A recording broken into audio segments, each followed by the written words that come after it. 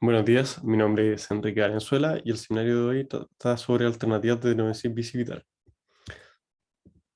Como introducción, el bíceps corresponde a una causa frecuente de dolor anterior del hombro que responde a múltiples etiologías, donde en el caso del tratamiento quirúrgico, los dos pilares fundamentales son la tenotomía y la tenodesis.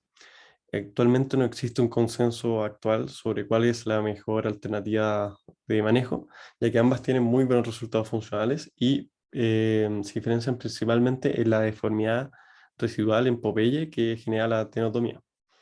En las últimas 2 décadas había un aumento progresivo en cuanto a los procedimientos de tenodesis, principalmente en base a los hechos de manera artroscópica.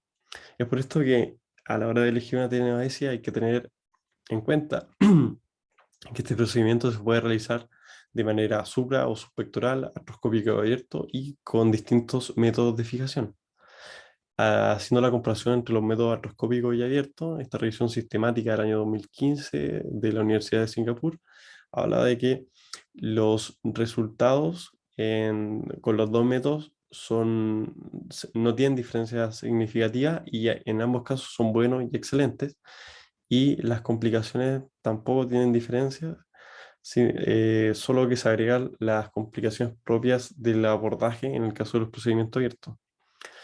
Haciendo la comparación entre supra y subpectoral, esta revisión señala que no hay diferencias significativas clínicas entre tenodesis supra y subpectoral, lo que sí menciona que hay una mayor tasa de revisión en cuanto a los procedimientos que son hechos vía suprapectoral, a tener en cuenta de que en este estudio se utilizan trabajos con bajo nivel de evidencia y donde además a los pacientes se les realizó algún otro procedimiento, además de la tenodesis. Ya yendo al tema sobre los implantes, el tornillo interferencial mediante un abordaje subpectoral es un método donde se realiza una preparación del remanente del tendón, se realiza un túnel en la cortical anterior con una fresa 7-8 milímetros y posteriormente se introduce el tendón y se fija con el tornillo interferencial, eh, pudiendo generar también un efecto de ancla sutura al pasar una de las suturas del tendón por el interior del tornillo y después fijándolo. Dentro de los riesgos se señala el, el riesgo de fractura que se ha reportado en algunos casos, que se explica por una debilidad en la cortical anterior, producto del túnel óseo, y también el mayor daño al tendón por esta interfase tornillo, por el contacto tornillo-tendón-hueso. El uso de tornillo interferencial también se puede realizar de manera artroscópica, donde se reportan buenos resultados y una fijación estable que permite una movilización inmediata y que no alteraría el estudio con resonancia a futuro. Artroscópicamente también se puede realizar otro método que es donde se realiza una sutura del tendón bicipital hacia el ligamento humeral transverso. Acá la ventaja es que no requiere un dispositivo especial de fijación, solo una sutura de alta resistencia y el equipo estándar de artroscopía. También se puede utilizar un botón sutura, donde el riesgo principal es el daño al nervio axilar al fijar este implante en la cortical posterior del húmero. Y el uso de anclas suturas es ampliamente utilizado en el caso de la estenosis. Lo, Existe este nuevo método donde usa un ancla que se hace en base a una sutura de polietileno, la cual es deformable y permite aumentar su volumen, y de esta forma creando el efecto de ancla. Dentro de sus ventajas es que el túnel que necesita es de menor diámetro y por ende disminuyendo este riesgo potencial de fractura, al generar una zona de mayor debilidad. Las desventajas es que el ancla se fija en la cortical posterior, estando bastante cerca del nervio axilar. El túnel óseo con fijación intracortical se realizan 3 túneles en la cortical anterior del húmero. Se pasa el tendón por el túnel más proximal y las suturas se retiran por los túneles más distales. Posteriormente, las suturas se fijan al tendón. Haciendo la comparación, tener en cuenta de que los resultados funcionales con todos estos métodos son buenos, por ende se ha buscado una diferencia en cuanto a los parámetros biomecánicos, principalmente la carga máxima y cuánto resisten a una carga cíclica.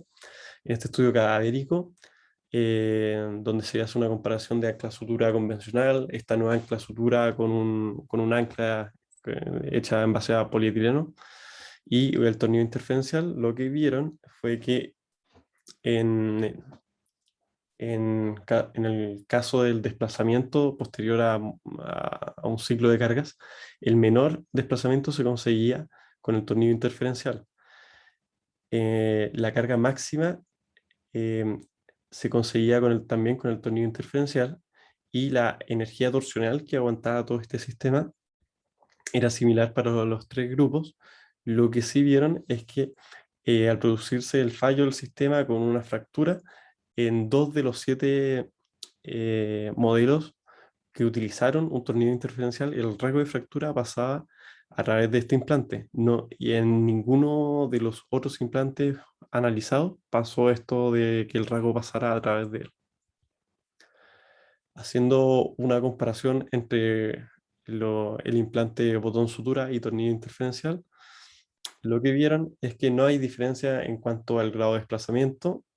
Sí vieron que había una diferencia en cuanto a la carga máxima que soportaba el implante en el caso de el tornillo interferencial y el botón bicortical.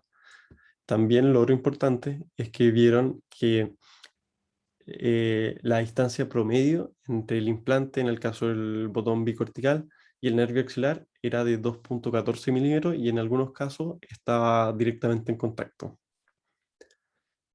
Al analizar mediante método supra y subpectoral, utilizando anclas knotless y tornillos interferenciales, lo que vieron es que al utilizar un mismo método de fijación supra o subpectoral, no había diferencia significativa en cuanto a la carga o al desplazamiento. Sí había diferencia en cuanto a la carga máxima, que iban a favor del uso de tornillo interferencial.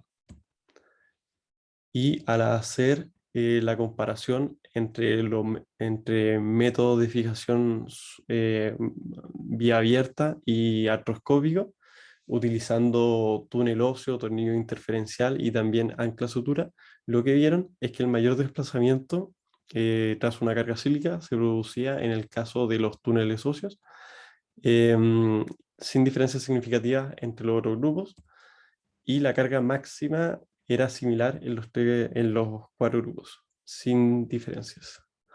A modo de conclusión, em, saber que no existe un gold standard todavía.